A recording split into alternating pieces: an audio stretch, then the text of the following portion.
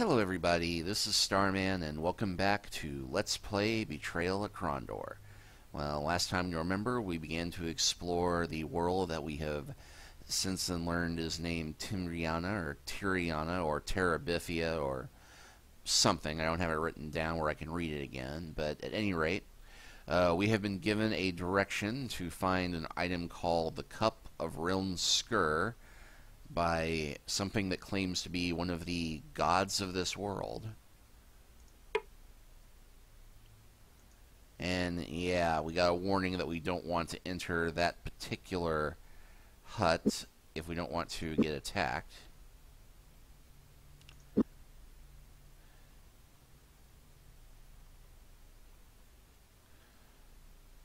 So since we've come from the west, we'll go ahead and head east.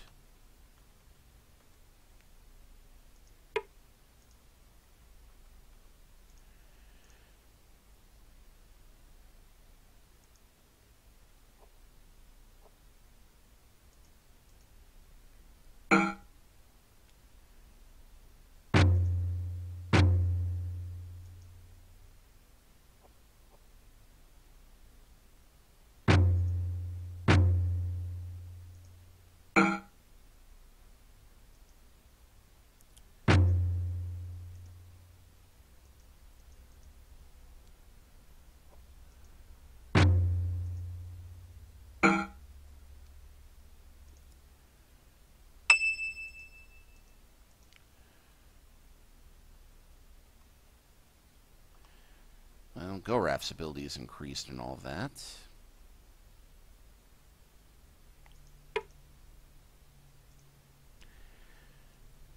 And number 2, Surprise Serpentmen.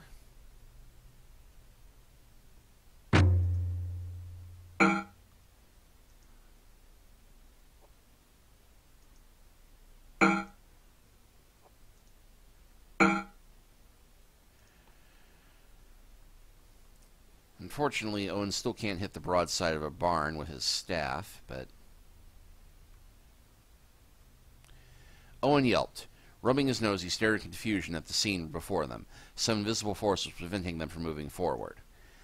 Seems you've run into some kind of magical barrier here. Whoever or whatever is inside apparently doesn't want us coming in.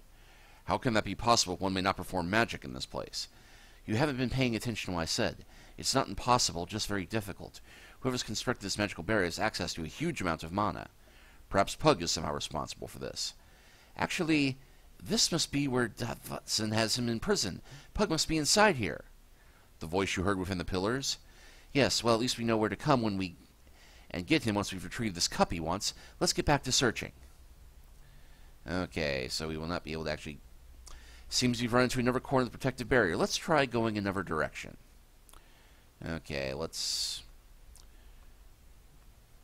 We have to go around this hill, because I just saw some yellow crystals this way.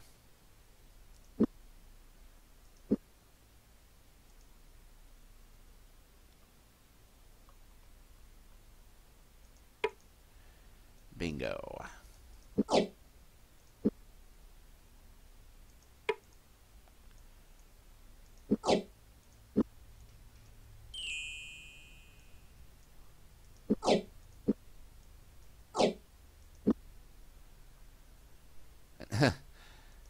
Hi there. Mind if we rob your crystal garden?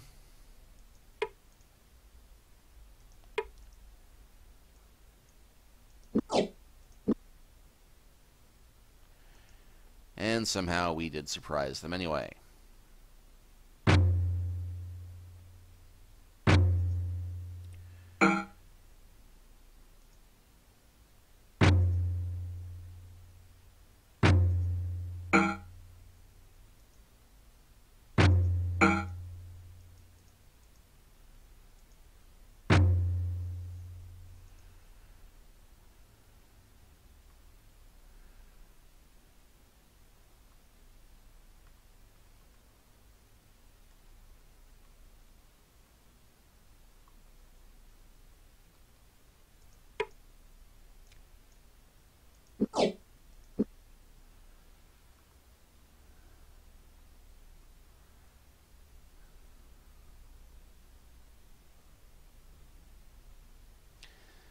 The annoying thing is that spotting the snakemen in the distance here is kind of annoying, since they very often look just like the black crystals from far away.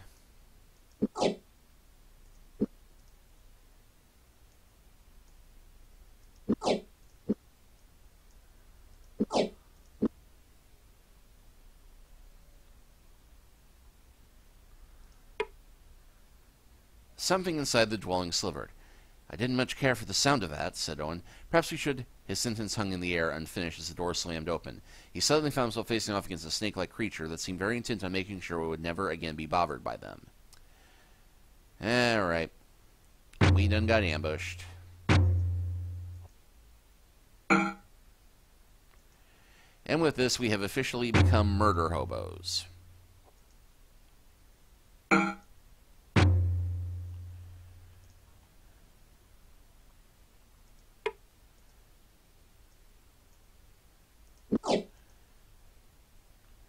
And rations, which we'll leave untouched, since we really don't need them at this point.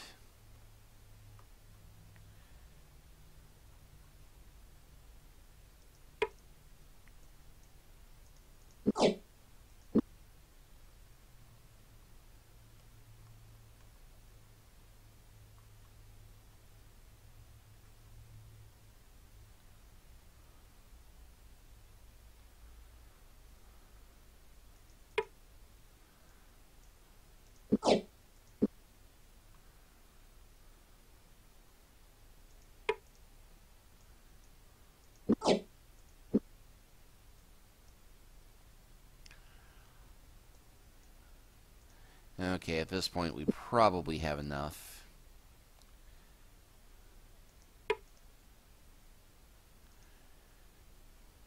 And we surprise them again. Ooh, Owen one-shotted one that time.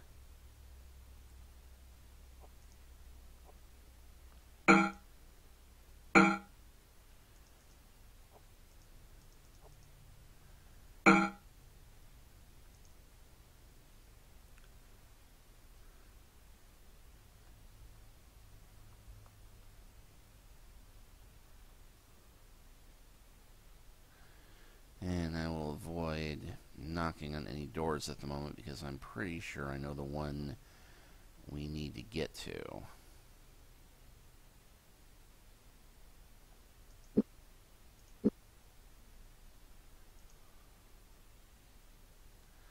And even though the combat has hardly been challenging at this point,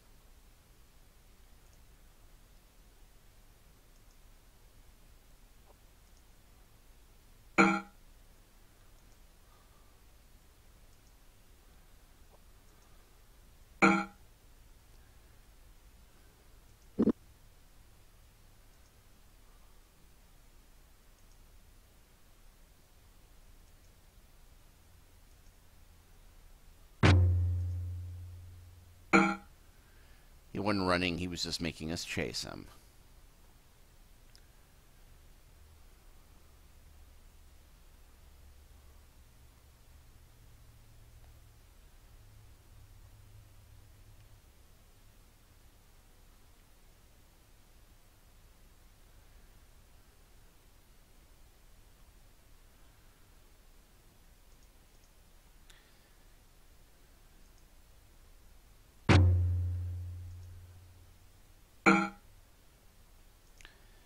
Huh. They seem to be getting weaker down here.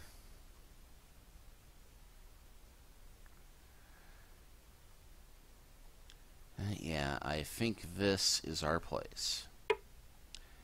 Okay, maybe not. This building was empty. I know it was one of the southernmost ones in the village, but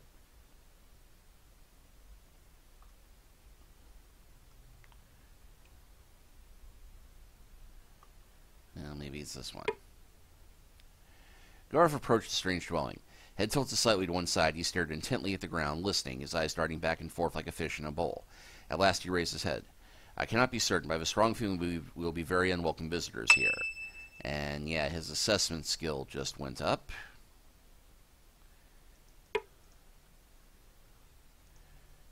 could surprise the enemy.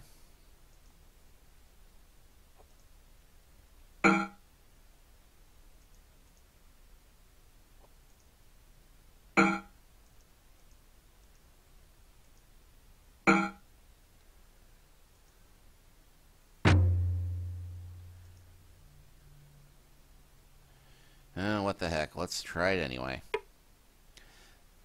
And yep.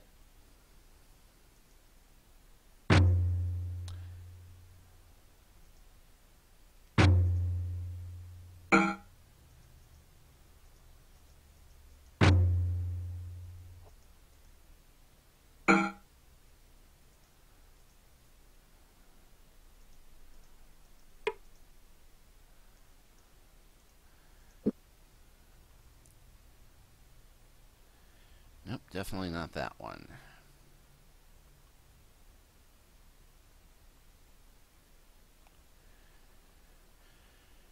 But we're definitely on the southern edge of the island.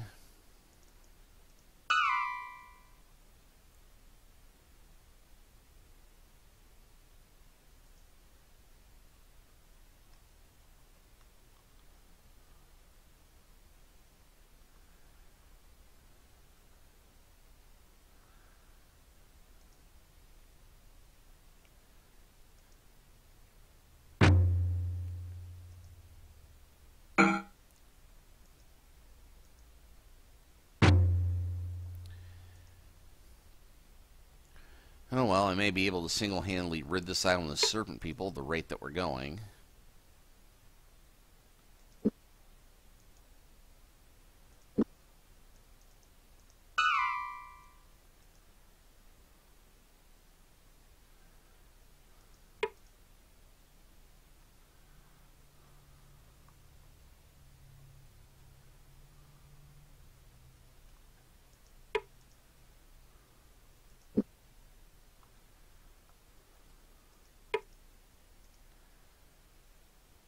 Just one.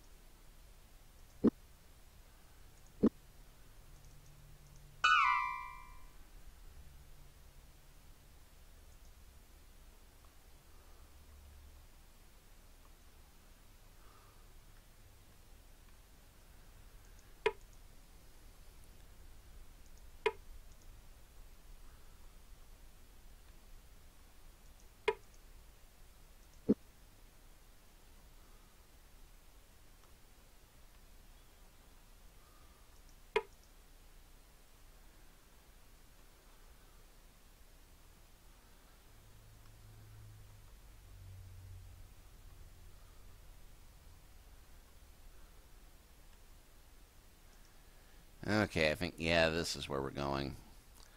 Because I remember that right before we get to the hut we're looking for, you find Nefermanders and Panatiev.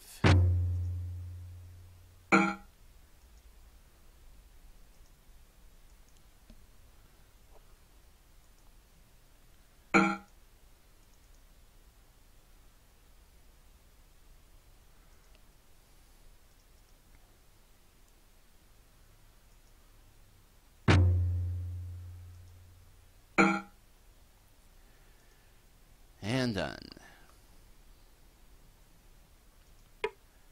The door burst open. The creatures that streamed out formed a curious formation as if they were trying to protect something within the strange little dwelling. Unsure how to best deal with the situation, Oef shot a glance at Goraf. A heartbeat later, the battle was joined. Well, we'll go ahead and use a spell here.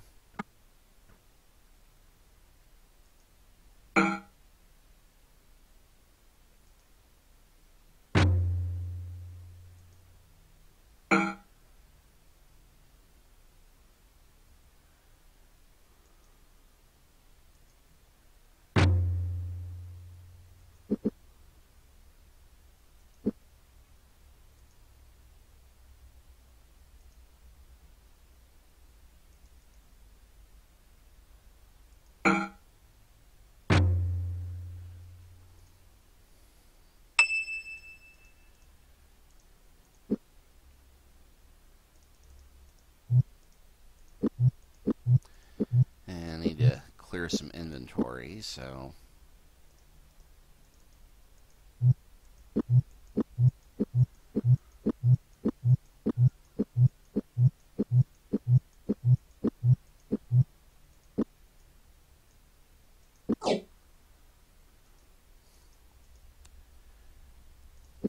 Alright, so with that done, more crystals, and Cup of Realm Skur. Tarnished, dented, peeling, while age had left its marks on the ancient ceremonial cup, it did not diminish the majesty of the artisan's work. 4 leprous serpents reared from the sides of the battered chalice, their eyes of rubies seething with mysterious intent. Well, I thought I'd clear my inventory enough to where I had room for it. Oh.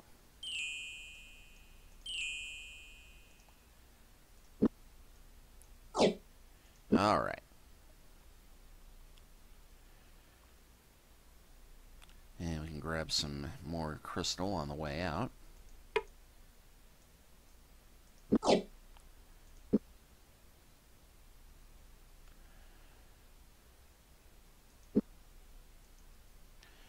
Alright, well, with that done, we can return to the pillars.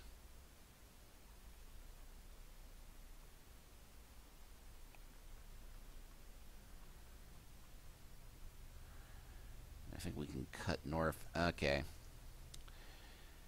Yeah, it didn't come this way originally. There's a more direct road and then the eastern road along this island. But thankfully this will not be at all difficult at this point.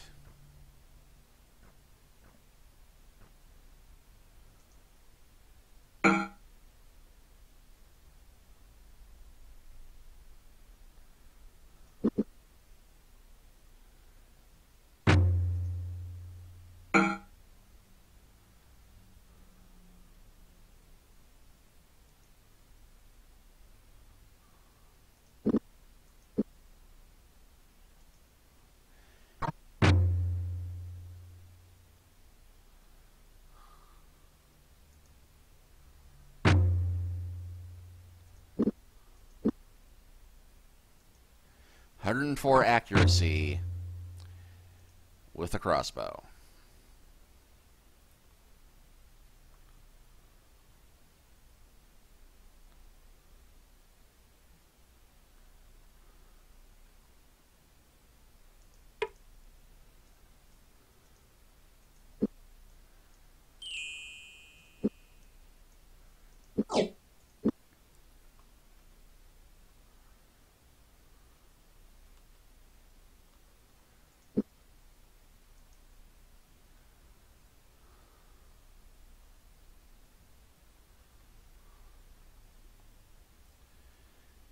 Okay, here we are.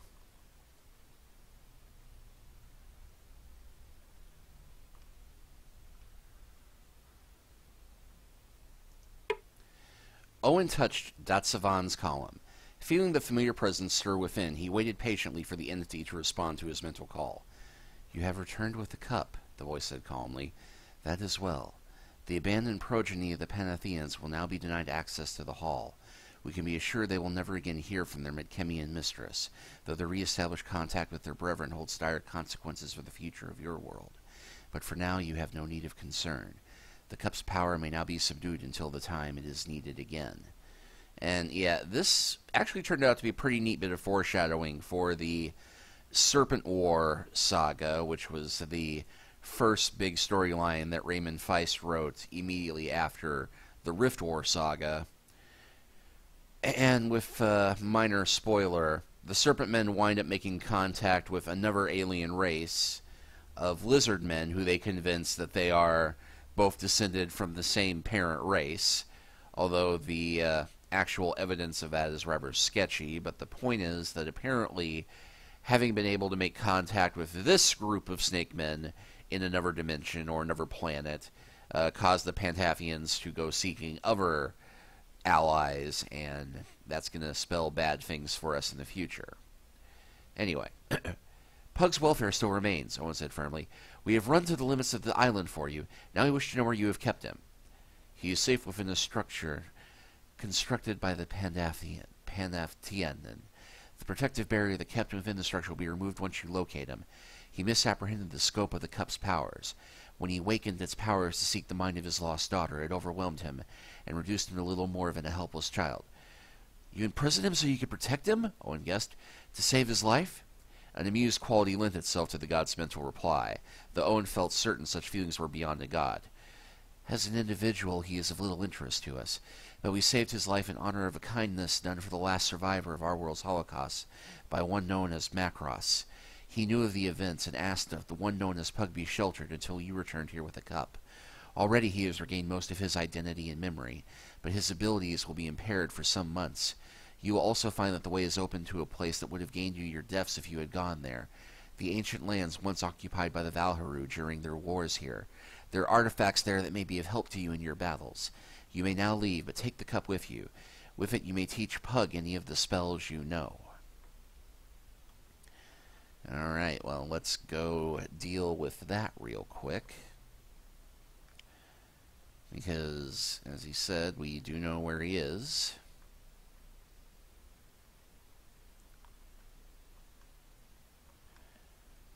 Just follow the Puke Brown Road south. And we'll go ahead and rest here first. There was a motion in the tent. Pushing back the strangely woven door flap of the tent, a short man stepped forward and squinted at them. Unassuming in most respects, he walked casually forward, as if it were not at all unexpected that he would find humans in the strange desert world. "Where is Thomas? It is important that I speak with him." "He was unable to come and sent us after you. He gave us the spell which you left to him." "Unable to come? Why, what's happened to him?"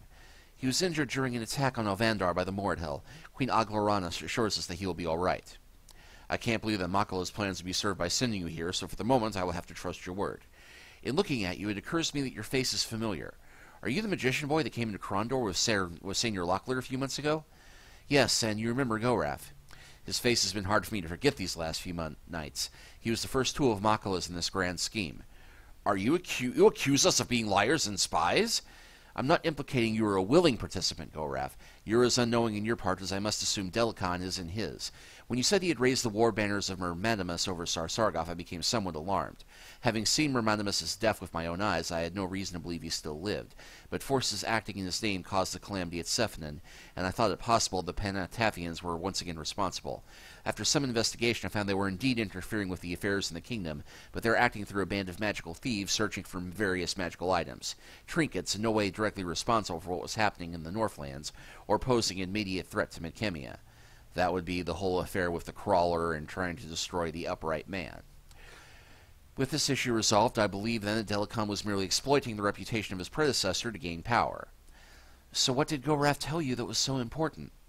"It was only after Makala tricked me into coming here that Goraf's testimony to Prince Arufa took on any significance. In passing, he mentioned Delican was wearing a helm of black shaped like a dragon. Myrmanimus wore such a helm, and had it with him when Prince Arufa cut him down. Whoever had given Delican Myrmanimus's helm had to have been inside the caverns beneath Sephinan. There are only 4 magicians I can think of who might have had the wiles to slip inside the first perimeter of defenses that had been placed there. One is Macross, but since he was instrumental in averting catastrophe there, I can't believe he'd be responsible. Another is a magician who Macross once told me of, named Nakhor the Islani. Nakhor the Islani, a.k.a. Nakhor the Blue Rider, is another trickster magician who would deny being called a magician, who shows up in the later Raymond Feist novels. He first shows up in Prince of the Blood, but at this point Pug had not met him yet. The two would go on to become very close friends, and Nakhor is one of my favorite characters in the whole of Raymond Feist books. He's a magician who claims that there is no magic, and that he's just a funny little gambler who does some tricks that make people laugh. Anyway, but again, I have reason to believe the Northlands would hold little interest for them. The only others who would be capable are Elgar, Elgar being an associate of Pug's who he's a Sereni magician who becomes a teacher at Starduck. Anyway, Elgar and Makala. But Elgar has been quite busy with his students at Starduck, leaving your only suspect as Makala. But why is he doing this? Why would he be pushing Delicon into a war with the kingdom? If he was ingenious enough to get within the caverns, he would still need considerable help achieving his final objective, a chamber containing an artifact of unbelievable destructive power, about which he has been indefatigably interested. I left behind a dragon to guard it. Well, a bit more than a dragon, but never mind. And even my powers would be sorely taxed in a single battle against a dragon her age, let alone one with the special capabilities of the one who sleeps under Sephinon. Once she is alarmed, she will no doubt summon help from a secret garrison of soldiers, which King Liam ordered to remain in the region of Sephinon. Soldiers whom Makala surely would have detected on his first visit, and intends to counter with Delicon's more at held troops. But that's why Prince Rufa sent us to find you. He's afraid that Delicon is going to have magicians working at the siege of Northwarden. Maybe we can stop them there. Unfortunately, I'm no use of anyone to the moment, let alone Prince Rufa. In my blind haste to find Gamina, I used a magical artifact that would have been best left alone. We already know something about it. You said before that you're going to have to trust us, so now you have to trust me now when I tell you I think I can help. I hope for all our sakes I'm not wrong about this. Pug shook as he lifted the jeweled cup of Ren's Skur, feeling power flare within the jeweled artifact. In ever-expanding circles, his consciousness stretched outward, touching on the minds of those with whom he traveled, finding awe, confusion, fear, pain, knowledge. With jarring suddenness, Owen's mind was joined to Pug's, each dazed by the intimacy of the contact. Concentrate on what you know of spellcraft, Pug thought. I shall do the same, though in my debilitated condition I think I shall benefit from this more than you. Owen turned and found that Goroff was standing over him, a look of concern on his face. I was wondering about you two, he said. How long were we out? Owen said, sitting upright. 2 days, Goroff replied, smiling at Owen's startled reaction. It is a good thing you both had presence enough of mind to eat when I put the food in your hands. Okay, so now we have Pug of Starduck in our company, and he has a map of the island showing... Yeah, we've got the columns there. We're here on the eastern edge. We found the cup of Ren's Skur down here somewhere. And we have some rations, a ring, and a staff of Macross. The stave's appearance was deceptive. On first glance, it appeared to have more in common with a simple walking stick than the staff of power. But its exceptional balance would make it a superior fighting stick. Whoever had made it had purposely concealed its magical properties. And yeah, decent enough a staff. Pug already has a crystal staff. So we can have Owen give him some of his crystals. And we'll have Goraf give him a few restoratives. An extra pack of rations. And we will free up enough of Goraf's inventory that he can go repairing everybody's armor.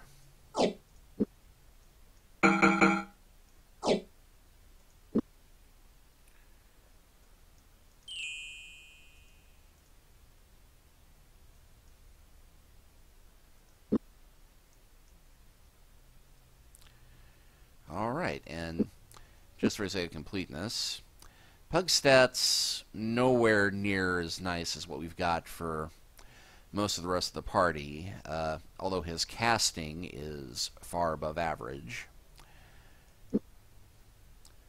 Though Owen's no slouch, his melee is up to 74, Goraf's melee is up to 84, and just to read Pug's background here. Orphaned at a young age, Pug was raised in the kitchens of Krydee in the Western Empire.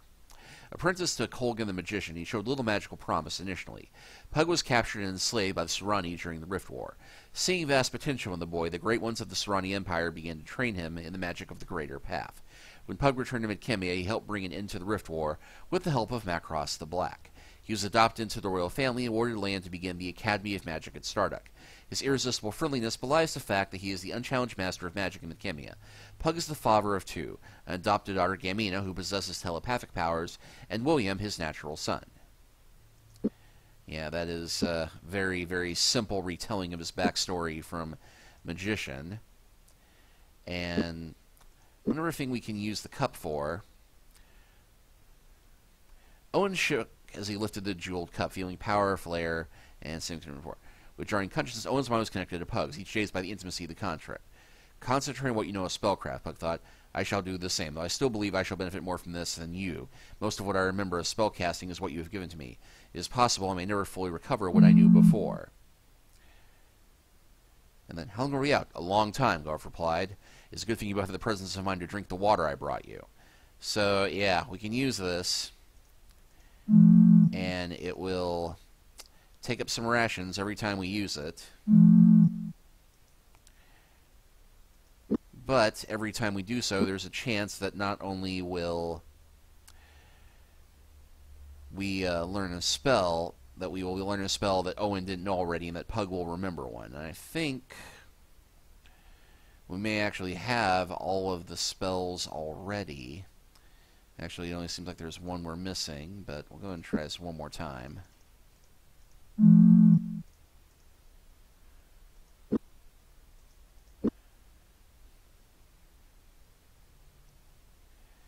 Well, I'll be able to check the list later, but I'm relatively sure there's one called Flamecast, or one that's like Flamecast. I'm forgetting the name, but it basically causes a whole lot of extra damage. One more for the heck of it.